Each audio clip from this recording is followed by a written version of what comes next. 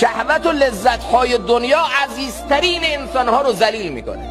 زن عزیز مصر چون دنبال شهوت افتاد، دنبال لذت حرام افتاد، زلیخا بود، عزیز بود، اما چقدر ذلیل شد.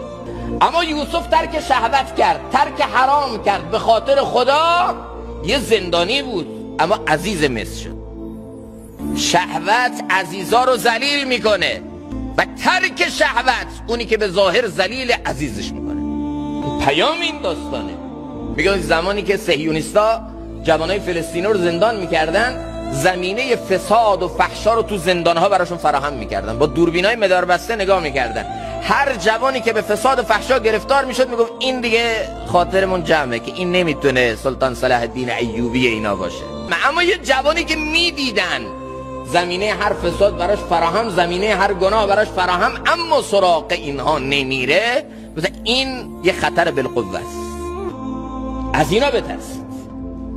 اینا خطرناکن برای ما و موجودیت اسرائیل. اینا خطرناکن. اون از یکی میترسن که یوسف وار زندگی کنه.